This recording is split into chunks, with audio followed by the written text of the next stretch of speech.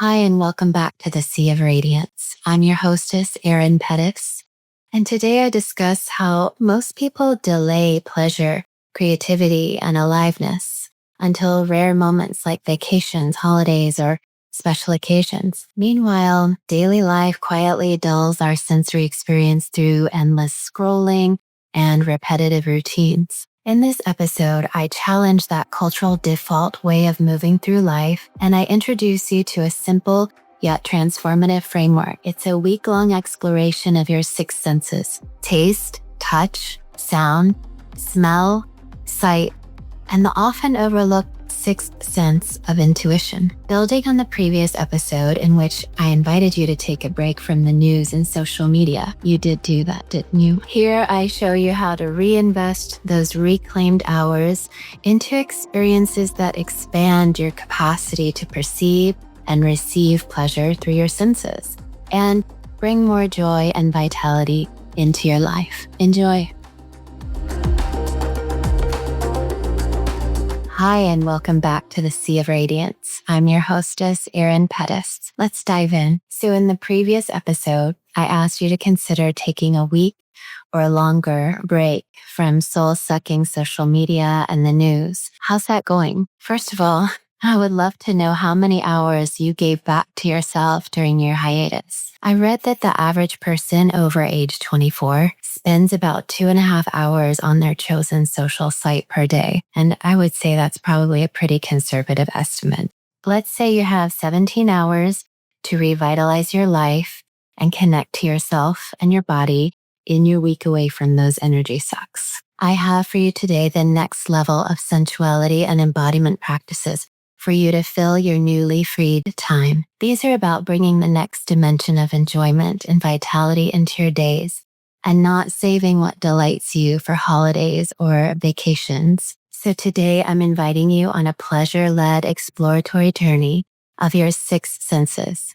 That is your 5 physiological senses in addition to your sixth sense of intuition. This is all about expanding your capacity to perceive and receive in the sensory field. There's no other objective other than exploring your senses one by one in deliciously enjoyable new ways. Just imagine what kind of delights you can indulge in. Maybe on Monday, you would spend your 2.5 hours sampling all kinds of new food, new flavors, sour, sweet, salty, and of course, add your established favorites too. Mine would definitely include flourless chocolate torte. So just lingering over a meal, relishing every bite, just have desserts if that's all you want. Maybe you take it outside for a picnic. The point is to try new flavors, textures, and to slowly savor. And then on Tuesday, you might explore the tactile realm. I remember I was in Hawaii a few years ago, staying in an artist's gorgeous organic farm, and a tropical rain shower moved in, which ordinarily probably would have kept me inside to let it pass. But instead, I just decided to put on my favorite yellow bikini and go lie in the garden and enjoy the gentle, warm rain shower falling on my body. It felt so fabulous. So maybe you'll try a Thai massage if you've never had one, or maybe use some new luxurious oils for a self-massage after a hot bath or while you're sunbathing. Maybe you live near a beach and you walk barefoot in the sand along the water's edge after swimming in the brisk ocean in the winter for a change. Maybe you wear your favorite silk slip dresses just because you love the way they caress your skin. So then on Wednesday, maybe you listen to poetry or erotica or an Irish storyteller or lullabies or birdsong or EDM or silence. And on Thursday, you may go for a walk in the forest after a rain or meander in the desert after a monsoon, or maybe you visit a French bakery and take in all the fragrances, or maybe you're lucky and your friend has a puppy you could borrow to smell puppy breath. And then on Friday, it's time to enjoy a feast for your eyes. So you decide to go on a morning hike to enjoy a new perspective. Maybe you visit a museum and sit for a while with your favorite paintings. In 2023, I went with my best friend in Stockholm to see an exhibit of one of my very favorite artists.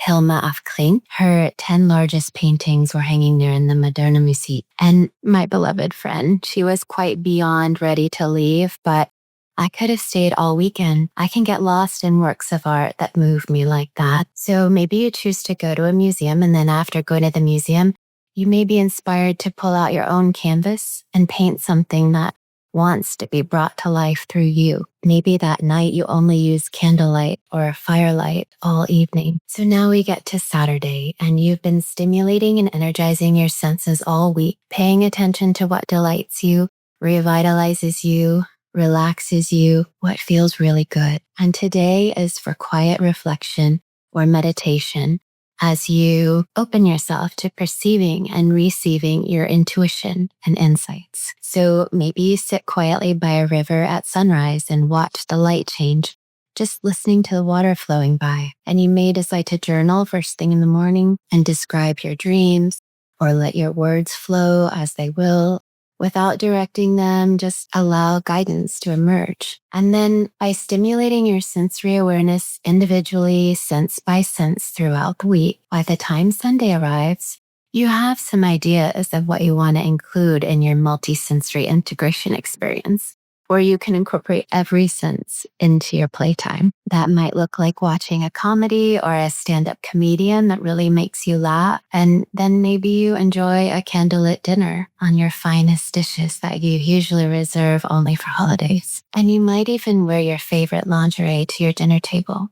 And you could end up like on the weekend with a full moon swim. I absolutely love swimming in the sea at night. It's fantastic. You have to try it. Can you feel how enriching your sensory experiences can help you live more vibrantly, more fully, more pleasurably? I'd say the hours you choose to light up your senses instead of tuning into the media sphere's energy drains will be time very well spent. So the next embodiment practice I want to share with you involves moving your body in new ways. This is another way to stimulate your mind, body, and soul and have a great time while simultaneously strengthening your neuroplasticity and your muscles. Some ideas that I've tried in the past couple of years, or, ones that I still do regularly, are roller skating, ice skating, snorkeling, paddleboarding, snowboarding, swimming, kayaking, hiking, walking, kite surfing, and regular surfing. And then there's my deep love of dance. At any given moment, I'm ready to dance. And I've taken many types of dance classes, which I wholeheartedly recommend as you develop your relationship with your body. Some of the ways I love to dance are Argentine tango, hip hop, ecstatic dance, which is unchoreographed. I've also been a DJ for ecstatic dance sessions, and that's a whole other level of fun. I love to dance at EDM shows, and now I also love taking booty, chair, and pole dancing classes. Pole dancing is a challenge for me because I'm 5'9", but I love it. All of these forms of movement and embodiment help me move past perfection paralysis. I'm really comfortable now with being the new person in the classes, and no one cares. They don't care if I don't execute the choreo precisely.